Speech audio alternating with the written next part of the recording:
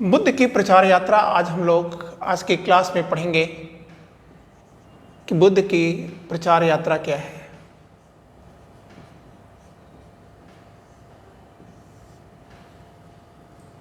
मतलब सिद्धार्थ जब बुद्ध हो गए तो इन्होंने बुद्धत्व को आमजनों के बीच प्रचारित और प्रसारित करने के लिए जो यात्राएं किया है उसी को ही बुद्ध की प्रचार यात्रा कहते हैं। तो बच्चों, बुद्ध की जो प्रचार यात्रा शुरू होती है वो पूर्वी उत्तर प्रदेश से शुरू होती है। पूर्वी उत्तर प्रदेश से शुरू होती है और पूर्वी यूपी में एक समाप्त होती है। मतलब जहाँ से शुरू वहीं पर समाप्त। लेकिन पूर्वी यूपी में यह शुरू होती है सारनाथ से या ऋषिपत्तनम से और समाप्त होती है कुशीनारा या कुशीनगर से। जब उन्होंने सारनाथ से चलना शुरू किया था तो वह 35 वर्ष के आयु के थे और जब अपने धर्म या धम्म प्रचार की यात्रा को समाप्त किया था तो 80 वर्ष के थे। इसका मतलब बुद्ध ने अपने जीवन में कुल 45 वर्ष धर्म का प्रचार किया था या बौद्ध धर्म का प्रचार किया था। यही जो कुशीनगर है यहीं पर इनको महापरिनिर्वाण मिल गया था।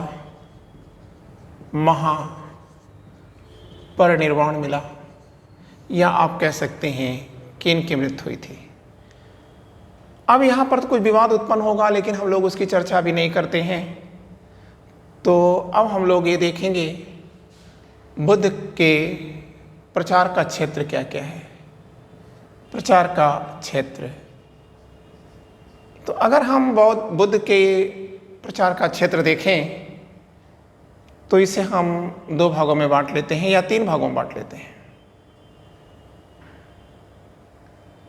क्लियर?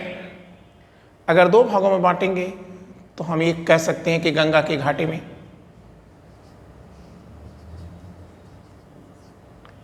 और दक्षिण नेपाल में है। गंगा की घाटी में इन्होंने कहाँ कहाँ पर प्रचार किया है तो आप कहेंगे उत्तर प्रदेश, वर्तमान उत्तर प्रदेश और बिहार में किया है। उत्तर प्रदेश में कहाँ किया है तो आप कहेंगे पूर्वी उत्तर प्रदेश, दक्षिणी उत्तर प्रदेश और पश्चिमी उत्तर प्रदेश में किया है। क्लियर? अब हमारे सामने प्रश्न आता है कि यह प्रचार यात्रा कैसे हो रही है, तो हम लोग देखते हैं। तो देखिए, आपने पिछला क्लास देखा ही होगा कि बुद्ध सारनाथ आए थे। यहीं पर इन्होंने बहुत कुछ कार्य किया था। 4 आर्य सत्यों का सिद्धांत दिया था, अष्टांगिक मार्ग समझाया था, 10 शील समझाया था। ठीक है, इसके साथ इन्होंने आदर्श वाक्य किए थे, फिर कुछ घोषणाएं किया था, वो सब कुछ आप पढ़ चुके हैं।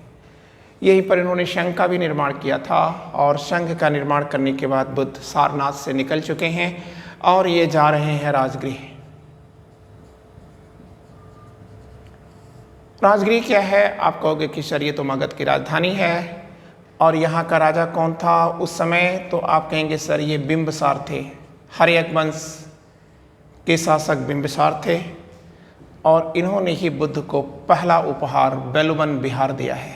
बेलूवन बिहार, हमने आपको पिछले क्लास में बता रखा था कि बिहार क्या है। आप कहेंगे यह बौद्धों का आवास भी है और उनका शैक्षणिक केंद्र भी है।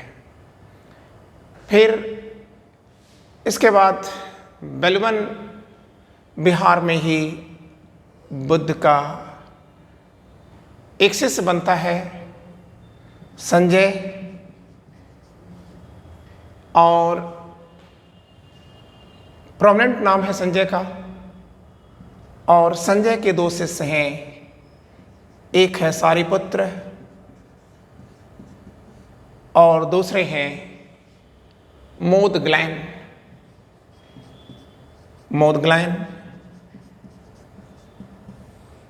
तो बच्चों हमें याद रखना है यहाँ पर सारिपुत्र के बारे में कि सारिपुत्र नालंदा का था और बुद्ध का यह प्रिय शिष्य था और इसी सारिपुत्र की जन्म स्थली पर ही नालंदा विश्वविद्यालय या नालंदा महाविहार की स्थापना हुई है। लेकिन अब हमको याद रखना है कि बुद्ध राजगिरी में थोड़े दिन रहते हैं, फिर ये राजगिरी से निकलते हैं और जब ये राजगिरी से निकलेंगे तो ये कहाँ जा रहे हैं? ये अपने गृह राज्य दक्षिण नेपाल में स्थित गृह राज्य कपिलवस्तु में जा रहे हैं। क्यों जा रहे हैं? क्योंकि पिता शुद्धोधन का निमंत्रण है। शुद्धोधन का निमंत्रण है और शुद्धोधन ने निमंत्रण क्यों दिया है? तो आप कहोगे कि सर शुद्धोधन के निमंत्रण का कारण दो है। एक तो वो अपनी नई संसद का शिलान्यास करवाना चाहते हैं, उद्घाटन कराना चाहते हैं, और दूसरा वह अपने बेटे नंद की ताजपोशी करना चाहते हैं। क्लियर? तो बुद्ध कपिलवस्तु पहुंचते हैं और कपिलवस्तु में उन्होंने जो स्पीच दिया था उस स्पीच का प्रभाव ये पड़ा कि नंद ने अपने ताज को छोड़ दिया। क्लियर? और वो भी बौद्ध भिक्षु बन गया। अब नंद की पत्नी सौंदरा थी, या सुंदरा भी कह सकते हैं आप। सौंदरा यह वियोगिनी बन गई और नंद और सौंदरा के इसी वियोग पर शारिपुत्र ने एक किताब लिखी है और वो है सौंदरानंद। गलत बोल गया मैं।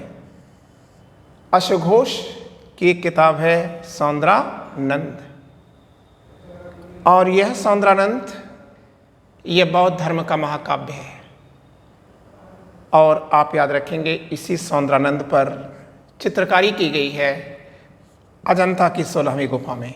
अजंता कहाँ है हमने बता रखा है इसके पहले आपको कि महाराष्ट्र के औरंगाबाद ज़िले में, ठीक है, अजंता की पहाड़ियाँ हैं और उसी अजंता की पहाड़ियों में जो गुफाएं हैं उन्हीं को अजंता की गुफा कहा जाता है। और इसी में 16वीं नंबर की गुफा में सौंदरानंद पर पेंटिंग की गई है और इस पेंटिंग में नंद की पत्नी सौंदरा को मड़ासन में दिखाया गया है और इसीलिए इस गुफा को मड़ासन राजकुमारी की गुफा भी कहा जाता है। कौन सी गुफा? मड़ासन राजकुमारी की गुफा भी कहा जाता है। अब बुद्ध यहाँ से निकलेंगे, अपने गृह नगर से निकलेंगे और गृह नगर से निकलने के बाद बुद्ध कहाँ जा रहे हैं आप ये देखिए। तो अपने गृह नगर से निकलने के बाद बुद्ध अनूपी आएंगे। आपको याद होगा ये वही अनूपी है जब बुद्ध पहली बार अपने घर को छोड़े थे 29 वर्ष की आयु में, तो वह अनूपी में ही आए थे। तो आज पुनः ये अनूपी में आ रहे हैं। तो अगर हम देखें तो बुद्ध कपिलवस्तु से अनूपी की जो यात्रा कर रहे हैं तो इसमें कुछ विशेष बातें हो रही हैं। तो हम लोग देखते हैं कि बुद्ध अनूपी में क्या कर रहे हैं और कुछ विशेष बातें करेंगे। तो कपिलवस्तु चलकर बुद्ध अनूपी आए हैं, अनूपी है। और अनूपी में ही बुद्ध ने कुछ लोगों को शिष्यता दिया है। किन किन लोगों को शिष्यता दिया है? एक आनंद को दिया है। आनंद शाक्य को इनका भाई लगता था रिश्ते में, आनंद शाक्य को दिया है। और अपने नाई, और एक उनका और भाई है देवदत्त, इनको भी कर लीजिएगा। फिर एक इनका नाई है उपाली, इन्हें भी दिया है। और सुदत्त नाम के एक व्यापारी को दिया है। क्या? बौद्ध धर्म की शिष्यता दिया है। यही आनंद शाक्य है जो बुद्ध का सबसे प्रिय शिष्य है और इसी आनंद शाक ने राजगृह की सप्तपर्णी गुफाओं से सुत्त पिटक को लिखा है। सुत्त पिटक नामक ग्रंथ को लिखा है राजगृह की सप्तपर्णी की गुफाओं से। और यही देवदत्त है जिसके साथ दो चीज़ें जुड़ी हुई हैं, हंस प्रकरण और एक और बड़ी चीज़ जुड़ी हुई है, और वो है सेकंड बड़ी चीज़ कि इसी ने संघ का अध्यक्ष बनने के लिए बुद्ध की हत्या की कोशिश किया था।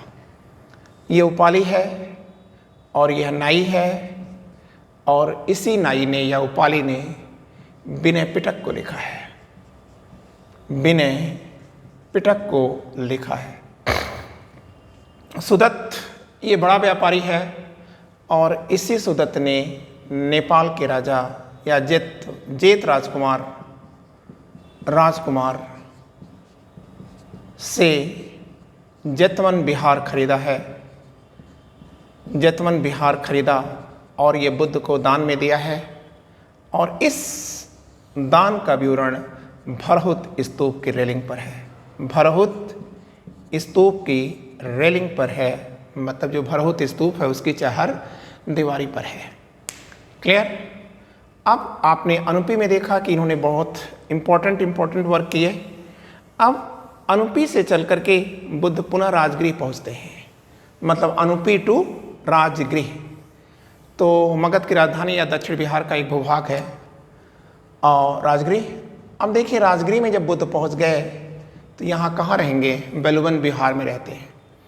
तो राजगृह के बेलवन बिहार में ही इन्हें बिंबिसार का बेटा या मगध का शासक अजातशत्रु मिलता है, और अजातशत्रु इनसे कुछ प्रश्न करता है। क्या प्रश्न करता है? एक प्रश्न तो ये करता है कि आप हमें ये बताएं कि हम वज्र संघ की राजधानी या वज्र संघ को कैसे जीतें या वैशाली को कैसे जीतें, मतलब कैसे हम वज्र संघ को जीतें, ये चीज़ पूछता है। तो बुद्ध इसका उत्तर क्या देते हैं? बुद्ध ने उत्तर दिया कि सबसे पहले आपको करना क्या चाहिए, दुश्मन को कमज़ोर करने के लिए उसमें फूट डालना चाहिए, और उसके बाद जब फूट डाल देंगे तो दुश्मन कमज़ोर हो जाएगा, मतलब डिवाइड हो जाएगा। और इसके बाद आप क्या करें? सैन्य कार्रवाई करें। तो अब अजातशत्रु ने उनसे पूछा था कि क्या इस सैन्य कार्रवाई से हिंसा उत्पन्न नहीं होगी? हिंसा उत्पन्न नहीं होगी। तो उन्होंने कहा था कि राजधर्म में हिंसा का अर्थ नहीं है, क्योंकि राजनीतिक हिंसा नहीं होती, मतलब पॉलिटिकल वायलेंस को इन्होंने कहा कि यह वायलेंस नहीं है। ठीक है। अब कभी कभी आपसे पूछ दिया जाता है कि अशोक और बुद्ध में, मतलब सम्राट अशोक और बुद्ध में सबसे बड़ा अहिंसा का पुजारी कौन था? तो आप याद रखिएगा अशोक था, क्योंकि अशोक ने कहा था कि रक्त की छींटें अगर कहीं पर भी हैं तो वह एक हिंसा है। तो ऐसी स्थिति में यहाँ पर आप देख रहे हैं कि बुद्ध एक प्रैक्टिकल सन्यासी के रूप में दिख रहे हैं आपको। अब याद रखिएगा कि अजातशत्रु से वार्तालाप के बाद जब ये वार्तालाप कर रहे थे, उसी समय इन्हें वैशाली की नगर वधू मतलब तवायफ जिसे कह सकते हैं, आम्रपाली, तो आम्रपाली का इनको इन्विटेशन मिला था, निमंत्रण मिला था। और बुद्ध कहाँ पहुँचे थे? वैशाली पहुँचे थे। और वैशाली में बुद्ध को उपहार में दो चीज़ें मिलती हैं। एक वज्रसंघ राजवंश या लिच्छवी राजवंश इन्हें कुटाग्रशाला देता है, और आम्रपाली आम्र वाटिका देती है। आम्र वाटिका देती है। ये कुटाग्रशाला है। ये कौन दे रहा है? लिच्छवी राजवंश दे रहा है या वज्रसंघ का राजघराना दे रहा है? अब यहाँ हम देखते हैं कि यह आम्र वाटिका ये कौन दे रहा है? आम्रपाली दे रही है। और इस आम्रवाटिका में बुद्ध ने कुछ बड़े कार्य किए हैं। तो पहला क्या कार्य किया है? इन्होंने संघ में सदस्य कौन बने इसका नियम यही दिया है। संघ में सदस्यों की योग्यता का निर्धारण, सदस्यों की योग्यता का निर्धारण बुद्ध ने यहीं पर किया है।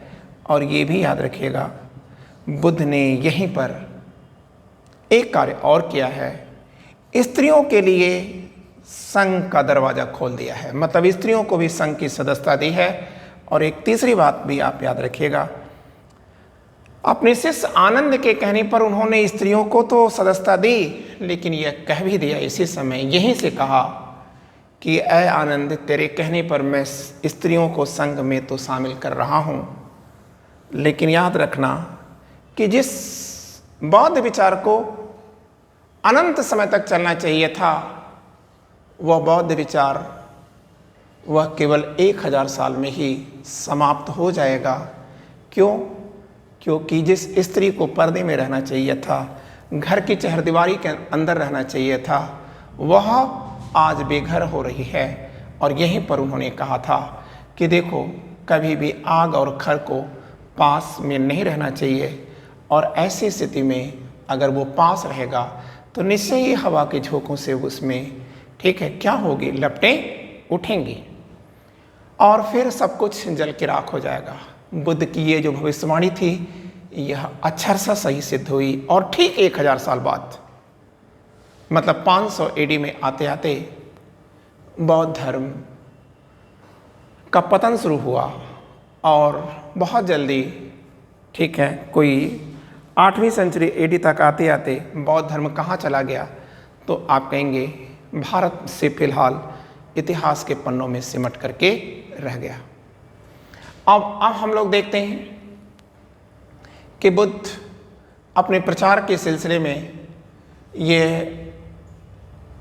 कौशाम्बी आते हैं, और यही कौशाम्बी में बुद्ध ने कौशाम्बी के राजा उदयन को शिक्षित किया है।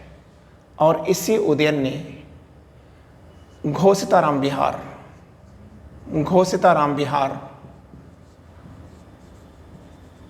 यह बुद्ध को उपहार में दिया है। यह घोषिताराम विहार एग्जैक्टली है क्या? एक विहार है, और इसकी डिजाइन किया है, इसका स्थापत्यकार है महान शिल्पी घोषित। क्लियर? और आप याद रखेंगे कि प्रोफेसर आर.एस. शर्मा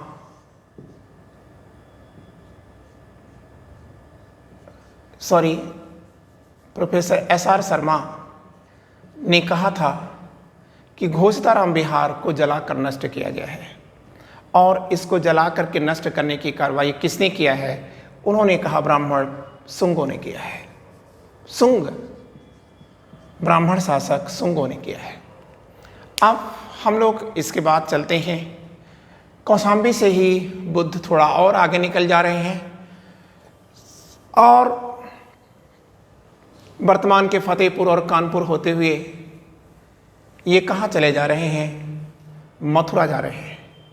और मथुरा में कौन है? यादव राजकुमार हैं मथुरा। और मथुरा में जाकर के इन्होंने यादवों को बौद्ध धर्म की शिक्षा और दीक्षा दिया है। लेकिन आपको याद रखना होगा, वो ये याद रखना होगा कि बुद्ध ने यहीं से, बुद्ध जब यहाँ रह रहे थे, कहाँ रह रहे थे? मथुरा में रह रहे थे, यादवों को शिक्षित और दीक्षित कर रहे थे। ठीक इसी समय अवंती या उज्जैन, अवंती के राजा प्रदोत ने बुद्ध को उज्जैन आने का निमंत्रण दिया था। लेकिन बुद्ध उज्जैन नहीं जा पाए। क्यों नहीं जा पाए?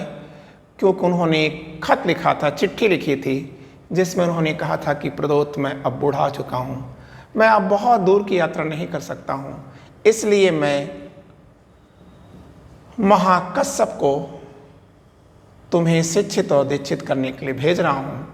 महाकश्यप को उन्होंने क्यों भेजा था? क्योंकि महाकश्यप यहीं का रहने वाला था, उज्जैन का ही रहने वाला था। तो आपने ये चीज़ देखा। और अब एक चीज़ आपको और याद रखना होगा कि बुद्ध के जीवन का अंतिम जो पड़ाव आ रहा है उसकी चर्चा हम लोग करेंगे। लेकिन एक बात याद रखेंगे कि बुद्ध ने अपने जीवन का सर्वाधिक वर्षावास 21 वर्षावास बुद्ध ने कहाँ गुजारा है? आप कहोगे कि श्रावस्ती में गुजारा है। क्लियर? ये वर्षावास क्या है? मतलब बुद्ध ने कहा था, महावीर स्वामी ने भी कहा था कि ऐ भिक्षुओं, ऐ भिक्षुणियों, तुम साल के जो 12 महीने हैं इसमें से केवल 8 महीने ही प्रचार करोगे और 4 महीने तुम बरसात के होते हैं इसमें विश्राम करोगे। क्यों? क्योंकि वर्षा के दिन में क्या होता है, कीड़े मकोड़े निकलते हैं, नदी नाले बरसाती पानी से उफनाते हैं और चोरों और डकैतों का भी ज़्यादा भय रहता है। इसलिए आप 4 महीने, ठीक है, प्रचार नहीं करेंगे, 2 कार्य कर लेंगे आप, या एक काम करिए आप, ठीक है, पतिमोक्ष पढ़िए आप। पतिमोक्ष मतलब आप रुक करके पतिमोक्ष पढ़िए। पतिमोक्ष क्या है? आपको बताया जा चुका है कि 227 नियमों का संग्रह है या संकलन है, जिसमें बताया गया है कि भिक्षुओं को क्या करना है और क्या नहीं करना है। तो हम बात कर रहे थे श्रावस्ती। तो श्रावस्ती में बुद्ध को 2 चीज़ें मिली हैं। एक निग्रोधा राम विहार मिला है, राम विहार, और दूसरा है पुब्बा राम विहार, पुब्बा राम विहार। तो जो बच्चों, ये जो निग्रोधा राम विहार है, आप याद रखिएगा, यह बुद्ध का क्या है? चिकित्सालय भी है। मतलब बुद्ध एक बहुत अच्छे डॉक्टर थे, इंजीनियर थे, और इनकी विशेषज्ञता थी चर्म रोग के, ये बड़े विशेषज्ञ थे। कौन? बुद्ध।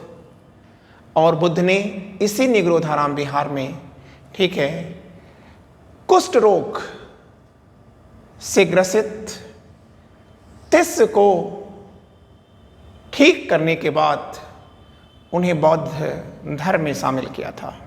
जबकि बुद्ध का नियम क्या था? आपने पढ़ा था कि कभी भी, ठीक है, किसी रोगी को संघ की सदस्यता नहीं दी जाएगी, लेकिन यहाँ पर बुद्ध ने तिस्य को दिया है, लेकिन ठीक करने के बाद। एक बात आपको और भी बड़ी बात याद रखनी है, और वो बात क्या है?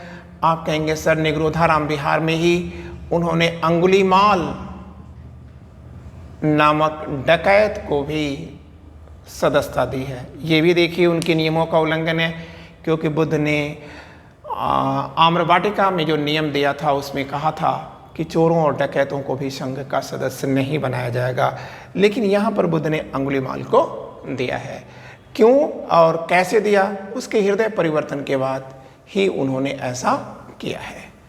अब आपने ये चीज़ देख लिया, और अब हम देखते हैं कि बुद्ध को महापरिनिर्वाण मिल जाएगा, और बुद्ध को जो महापरिनिर्वाण मिलता है, मृत्यु होती है बुद्ध की, वो कैसे होती है, आइए देखते हैं।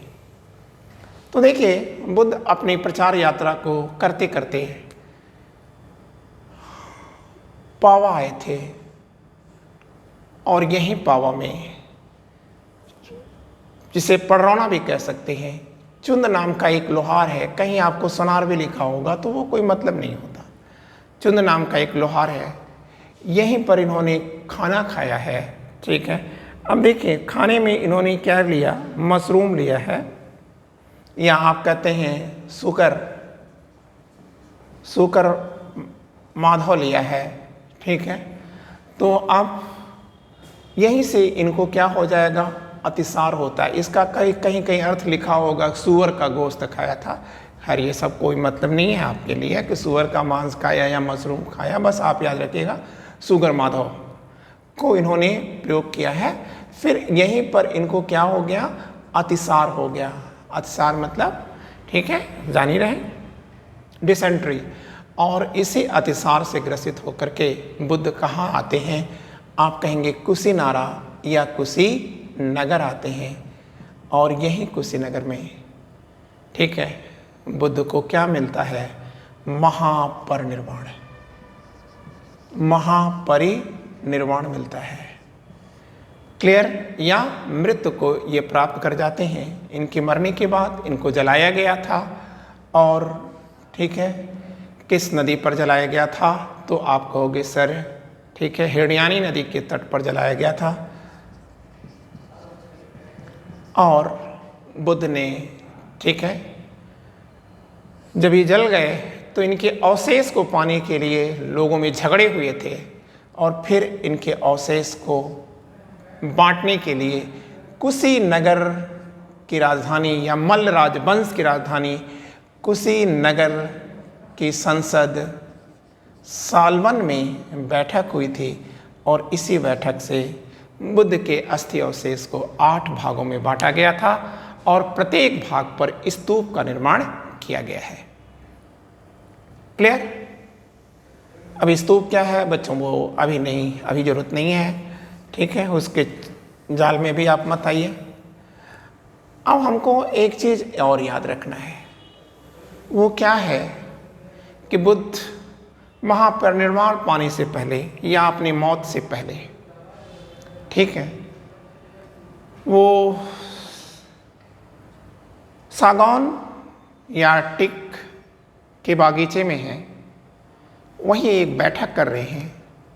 बैठक क्या कर रहे हैं? लेटे हुए हैं, और लेटे हुए ही उन्होंने अपने जीवन का अंतिम संदेश दिया है। और ये जो अंतिम संदेश है बुद्ध का, यह अंतिम संदेश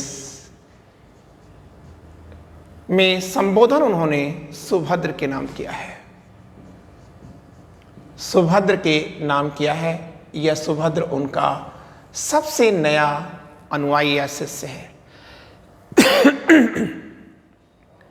अब जो इन्होंने अपना लास्ट मैसेज दिया है या अंतिम संदेश दिया है, यह कहाँ उल्लेखित है? तो आप कहोगे कि सर महापरिनिब्बाण सूत्र में है। महापरिनिब्बाण सूत्र में दिया गया है, अक्षर सा इसको उल्लेखित किया गया है। अब बच्चों, हमको एक चीज और याद रखना है, यहां पर जो बुद्ध ने संदेश दिया है वह 7 संदेश था, 7 बातें थी, 7। तो बुद्ध के जीवन में 7 अंक का बड़ा महत्व है। जैसे बुद्ध जब जन्म लिए थे तो उसके 7वें दिन इनकी माँ मर गई थी। ठीक है बच्चों, जब माँ मर गई तो एक बात और आप याद रखिएगा, ठीक है, कि बुद्ध ने जब संबोधि को प्राप्त किया था 29 और 35 वर्ष के बीच, तो उसके बीच में भी 7 दिन ही आता है। और बुद्ध जब मरे थे तो मरने के बावजूद भी बाद भी उन्होंने जो 7 बातें कही उसे 7 संदेश कहा जाता है। ठीक है, अब ये जो 7 संदेश हैं वो क्या क्या है? तो फर्स्ट पॉइंट आप याद रखिएगा, उन्होंने 4 आर्य सत्यों को समझाया था। अंतिम बार समझा दिया है 4 आर्य सत्य। ये तो 4 आर्य सत्य आपने देखा था, पहली बार उन्होंने कहाँ से किया है, लेकिन 4 आर्य सत्यों को देखा। फिर बुद्ध ने यहीं पर एक और बात कही थी, अष्टांगिक मार्ग की बात किया था। अष्टांगिक मार्ग का भी संदेश दिया था। 2 संदेश हो गया। तीसरा संदेश बुद्ध ने यहीं से 4 सम्यक 4 सम्यक प्रधान को समझाया था कि 4 सम्यक प्रधान चीज़ें क्या हैं। ठीक है, तो ये 4 सम्यक प्रधान चीज़ें क्या हैं तो आप एक शब्द में कहना। ठीक है, ये जो 4 सम्यक प्रधान हैं इसमें संस्कारों की बात किया है उन्होंने। संस्कार मतलब अपने आप को पवित्र शुद्ध करने का तरीका समझाया है। तो उन्होंने कहा, क्या कहा? संस्कार में 4 संस्कार हो जाएंगे। मतलब जो 4 सम्यक प्रधान हैं वो संस्कारों से रिलेट करते हैं। क्लियर? अब संस्कार क्या है बच्चों, वो बड़ा चैप्टर है, उसे हम लोग बाद में करेंगे। संस्कार का मतलब है पवित्र होना, अपने आप को शुद्ध करना। ठीक है, तो अब ये जो 4 संस्कार उन्होंने बताया वो क्या था, उन्होंने अपने शिष्यों को समझाया, ठीक है, कि भंते मतलब मेरे बच्चों, ठीक है, आप लोग बुरे संस्कारों से बचना। किससे बचना? बुरे संस्कारों से बचना। और यदि तुम्हारे अंदर कुछ बुरे संस्कार आ चुके हैं तो इन बुरे संस्कारों को नष्ट करते रहना।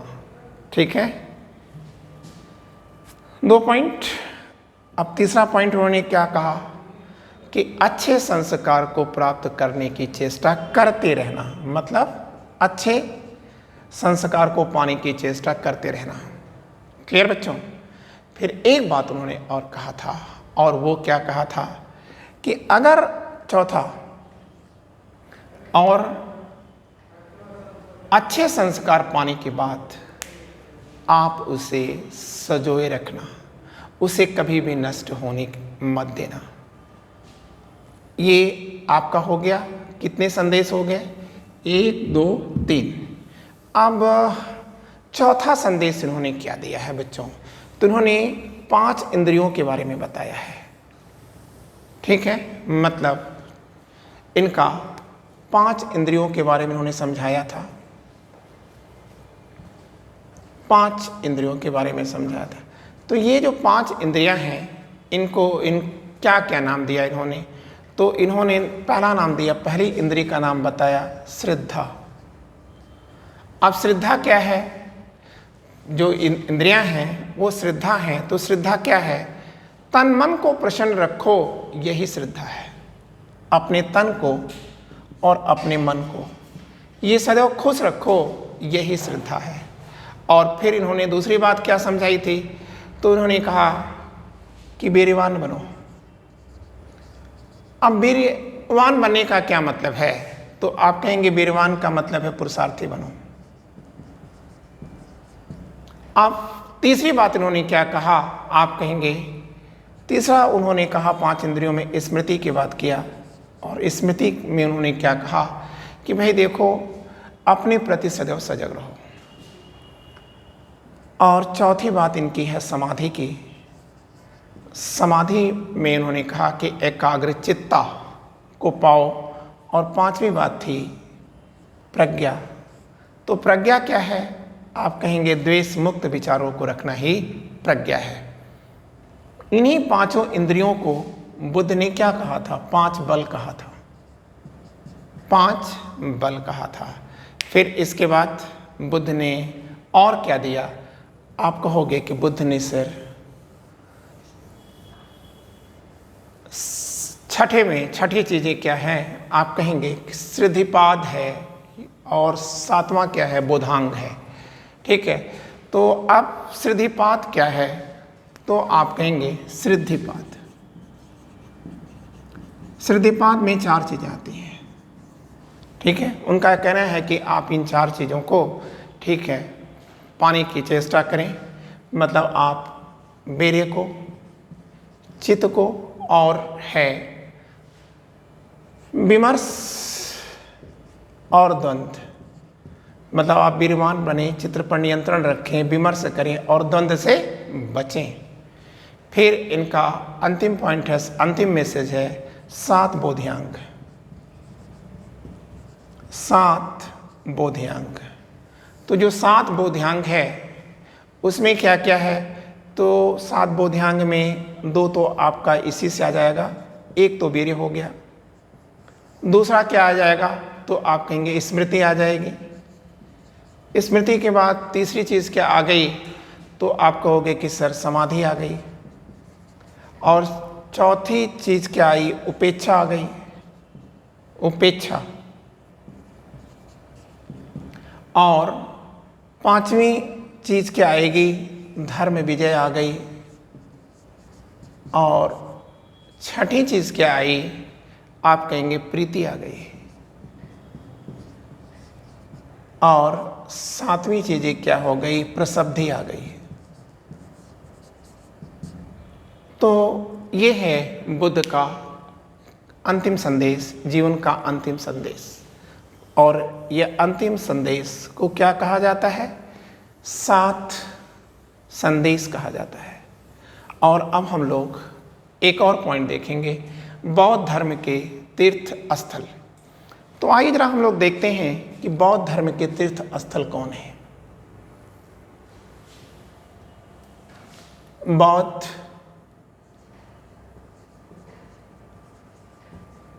धर्म के तीर्थ स्थल, तो पहली चीज आप याद रखिएगा, बौद्ध धर्म के तीर्थ स्थलों को मानता कौन है? तो आप कहेंगे महायान संप्रदाय के लोग। महायान संप्रदाय के लोगों का ही इन तीर्थ स्थलों में विश्वास है। तो ये तीर्थ स्थल कौन कौन है? तो आप कहोगे कि सर ये तीर्थ स्थल 4 हैं। ठीक है, 4 हैं। और ये कौन कौन है? एक तो इनका जन्मस्थल हो गया लुम्बिनी, ठीक, ये जन्मस्थल है इनका, जहां इनका जन्म हुआ और जहां इनको संबोधि मिली। संबोधि मिली मतलब दूसरा स्थल हो गया गया।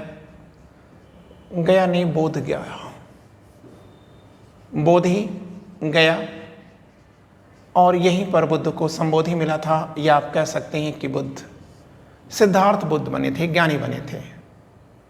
और तीसरा जो इनका प्रमुख धर्मस्थल है वो है सारनाथ, जहां से बुद्ध ने अपने उपदेशों के प्रचार प्रसार की योजना निर्मित की, संघ बनाया, ठीक है, उपदेश दिया, ये सब आ गया।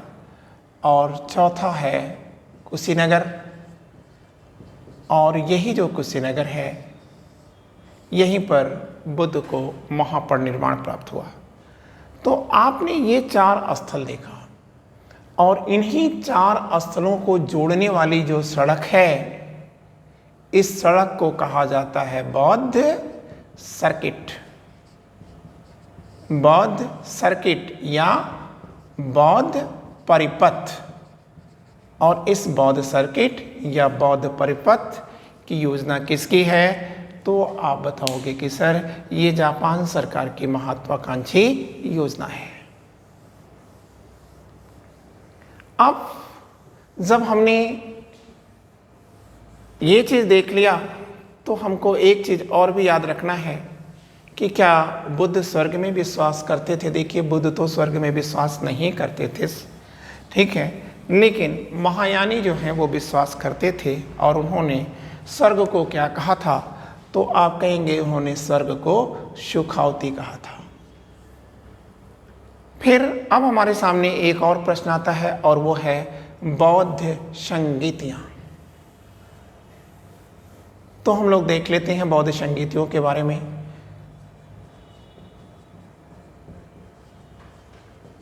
या बौद्धिस्ट काउंसिल। तो जो बौद्धिस्ट काउंसिल है यह क्यों हुई, कब हुई, ठीक है, कहाँ हुई, और संरक्षक कौन है, और यहाँ से क्या परिणाम आया? तो अगर हम लोग इतनी बातें कर लें तो इससे बाहर कोई क्वेश्चन नहीं आता। तो पहली चीज़ आप याद रखिएगा कि संगीतियाँ क्यों बुलाई जाती थी, मतलब ये बैठक या काउंसिल या परिषद, ठीक है, ये क्यों कॉल की जाती है, ठीक है। तो आप कहेंगे जब कभी भी बौद्ध धर्म में मतभेद उत्पन्न होता है तो उस मतभेदों के समाधान के लिए, ठीक है, ये संगीतियों का आयोजन किया जाता है। तो अब ये जो संगीतियाँ हैं वह कितनी हैं? तो देखो वो 4 हैं। क्लियर? 5 मत लगा देना। कन्नौज को भी लोग मान लेते हैं कि जो हर्षवर्धन के काल में कन्नौज बैठक हुई थी उसको भी संगीतियों में लोग ले लेते हैं, लेकिन वो चीज़ आप ऐसे भूल ना करिएगा। तो जो पहली संगीत हो रही है वह कब होती है? तो आप याद रखिएगा 483 ईसा पूर्व में हो रही है। ये 483 क्या है? बुद्ध का महापरिनिर्वाण या बुद्ध का मृत्यु वर्ष है। तो 483 ईसा पूर्व में पहली बौद्ध संगीत हो रही है। अब ये जो पहली बौद्ध संगीत हो रही है क्यों हो रही है? तो आप कहेंगे बुद्ध तो नहीं रहे। जब बुद्ध नहीं रहे, मर गए, तो बुद्ध के मरने के बाद उनके एक शिष्य ने, सुभद्र ने, जो उनका नया शिष्य था, उसने कहा था कि चलो अच्छा हुआ कि अब वो मर गए। तो ये चीज़, किसी के मरने के बाद ऐसी बातें करना, यह एक कुचेष्टा है। तो ऐसी स्थिति में बुद्ध के विचारों को संकलित करने के लिए, मतलब अगला बुद्ध कौन होगा, तो ये हुआ कि बुद्ध नहीं हैं, लेकिन बुद्ध के विचारों का संकलन होना चाहिए। और यही जो बुद्ध के विचार हैं, यही अगला बुद्ध बनेगा।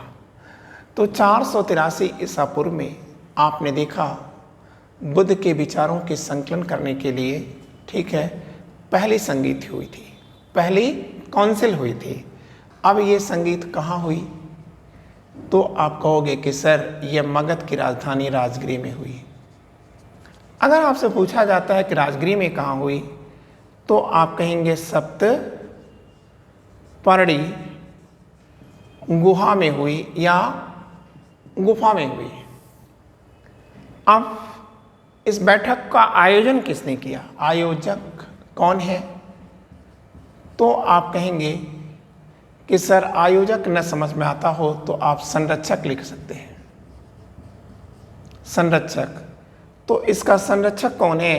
तो आप बोलोगे कि सर, अजात शत्रु हैं, मगध के राजा अजात शत्रु हैं।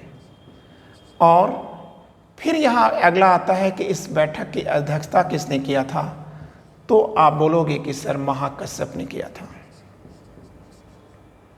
महाकश्यप ने किया था। अब इस बैठक का परिणाम क्या आया? आप कहेंगे 2 किताबें लिखी गई, एक सूत्र पिटक लिखा गया और दूसरा विनय पिटक लिखा गया। हमने अभी आपको बताया था कि सूत्र पिटक का संकलन किसने किया है? आनंद साक्या ने किया है, और विनय पिटक उपाली का है। तो आपने ये पहली संगीत जान लिया। अब हम लोग देखते हैं दूसरी इनकी जो संगीति है, वह ठीक 100 साल बाद हो रही है। तो हम लोग ठीक 100 साल करने का मतलब यहाँ 100 जोड़ देते हैं। तो ईसा पूर्व में है तो जोड़ा नहीं जाता, घटाया जाता है। 383 ईसा पूर्व में हो रही है। अब ये बैठक कहाँ हो रही है? मतलब तिथि तो आपने ध्यान लिया, अब यह कहाँ हो रही है? तो आप कहोगे कि सर, यह वैशाली में होती है। और तीसरी बात हमको याद रखना है, इसका संरक्षक कौन है, मतलब इस बैठक को बुलाता कौन है? तो आप कहेंगे सर, यह कालाशोक बुलाते हैं। ये कालाशोक कौन है? आप कहेंगे कि ये भी राजगृह के शासक हैं, ठीक है, और शिशुनाग वंश के ये शासक हैं। और इसके अध्यक्षता किसने किया इस बैठक की? तो आप कहेंगे सर, सावक मीर ने किया है, सावक मीर ने किया है। अब इस बैठक का परिणाम क्या आया?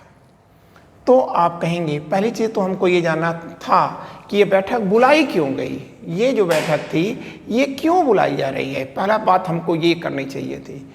आप कहेंगे सर, अनुशासन के नियमों में मतभेद था।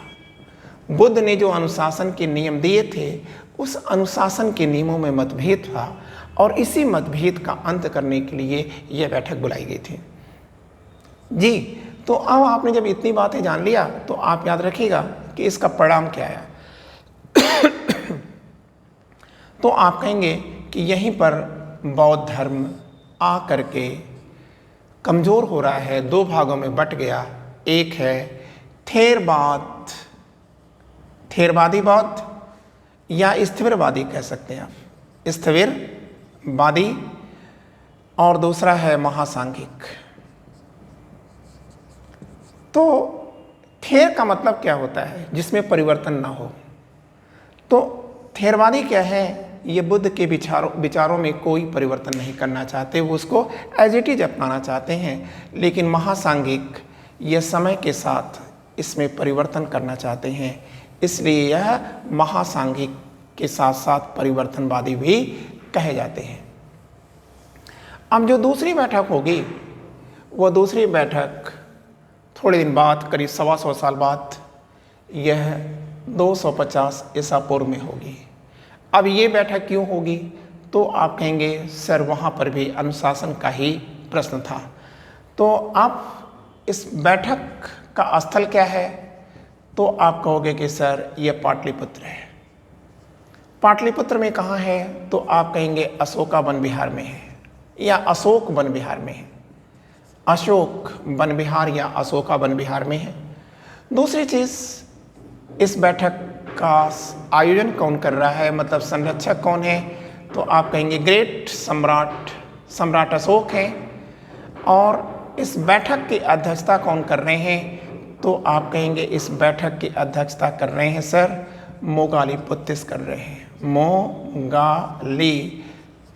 कर रहे हैं। और इस बैठक का परिणाम क्या आ रहा है? तो आप कहेंगे सर इस बैठक का जो परिणाम आएगा वह एक अभिधाम में पिटक यहीं पर मोगालीपुत्तिस ने लिखा। दूसरी बात, अशोक ने यहीं से राजाज्ञा जारी किया, मतलब रॉयल ऑर्डर जारी किया, और जिसमें उन्होंने कहा था कि यदि कोई भी बौद्ध संघ में मतभेद उत्पन्न करेगा तो उसे पनिश किया जाएगा या दंडित किया जाएगा।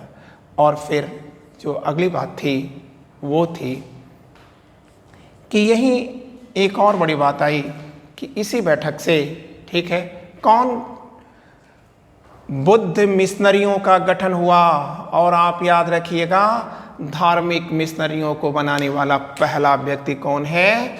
तो ग्रेट अशोक हैं। अब चौथी जो संगीत होगी वह 100 एडी में हो रही है, या आप कह सकते हैं कि 1 सेंचुरी एडी में होगी। यहाँ हम लिख देते हैं 100 ईसा पूर्व कर लिया। और ये जो बैठक हो रही है यह क्यों हो रही है? फिर वही अनुशासन का नियम है। और यह बैठक कहाँ हो रही है? तो आप कहोगे कश्मीर के कुंडल वन में होती है, कश्मीर के कुंडल वन में होती है। सेकंड पॉइंट क्या होगा? इसका आयोजक कौन है? तो आप कहोगे सर सम्राट कनिष्क हैं। और आयोजक और इसकी अध्यक्षता कौन कर रहे हैं? तो आप कहेंगे यह वसुमित्र कर रहे हैं। इसमें पहली बार एक उपाध्यक्ष आ रहा है अश्वघोष, और अश्वघोष को ही कहा जाता है भारत का मिल्टन। और यहीं पर वसुमित्र की किताब आती है विभाषा शास्त्र।